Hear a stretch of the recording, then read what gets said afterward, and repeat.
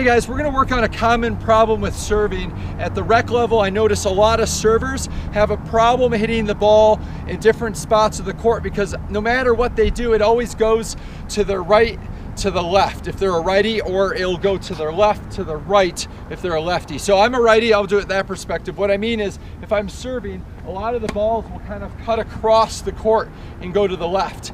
And I think the biggest problem is that we have a misconception about a throw in baseball and a serving motion. Like, we think it's the same, and it's really not.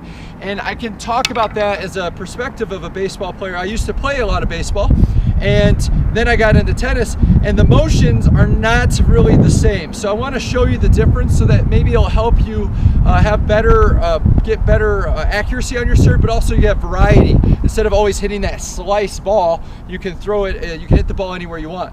So the main idea is with pitching, if you ever want to just think about it in general without even talking about the dynamics or the motion, is pitchers only pitch once a week, right?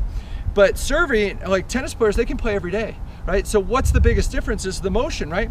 So pitchers are going to be using the rotator cuff and the muscles around there, the small little muscles that stabilize that shoulder. They get worn down pretty quickly if this is your motion, right? If you just do this motion, you're going to feel it unless you're doing a lot of exercises for this, which I would recommend because tennis players need to strengthen that rotator cuff too, but it's not as intense as a baseball player. So their motion is coming from this angle, right? So if you ever watch a professional baseball player, or any level, you're gonna see that their release point is going, or before they do it, when they cock their arm back, it's at 90 degrees, right? Well, our release point is above our head, the elbow is above our head, the elbow kind of stays right in here. So the idea is, this is the motion for baseball, right? And tennis is more of a shot put. We'll get to that in a minute, but if you can see this angle, I like to set up this angle so you can see it, where I'm here and I'm releasing here for my throw. I'm not throwing like this, but that's exactly kind of how, that's really what a serving motion would be like. So to help with that motion, I would work on throwing, but throwing a very different way. So if you ever see a shot putter, and a shot putter, like they push the ball up like that, it's really similar to that motion in terms of you're really going to keep it behind you and you're going to release way above your head, right? So this motion is not to the side of you. You notice that your release point won't be to the side of you. It's going to be closer to above you. You know, we're looking at 1 o'clock rather than 3 o'clock on the release points, right? So if you think of a clock, noon and 1, we're right here.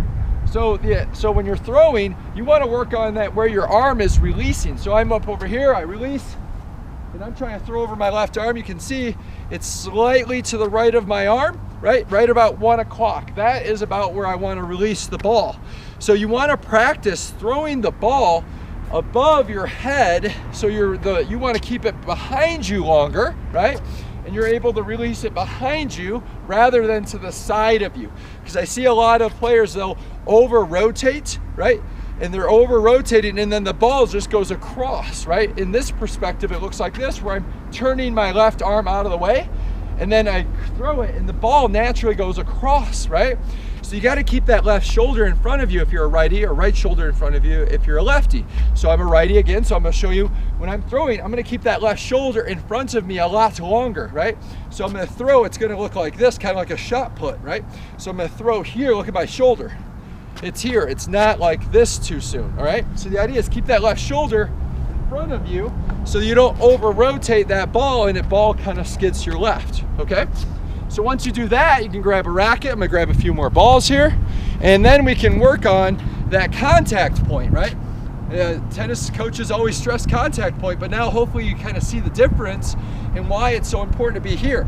So I would just work on trying to freeze your follow through or your contact point and see if you're here. Okay, so let's look at what I'm doing.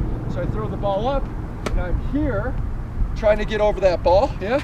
And then I can take a full swing and get that rotation of the shoulders to go together. So I'm here, and then I rotate those shoulders all the way through, and it takes a lot of pressure off your shoulders, I promise you.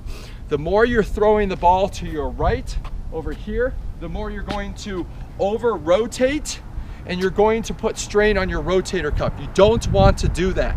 So work on those little steps, maybe rewind this video and see what I was showing you, and that will put less strain on your shoulder, let you put the ball where you want to with less effort. So good luck, and hope that helps.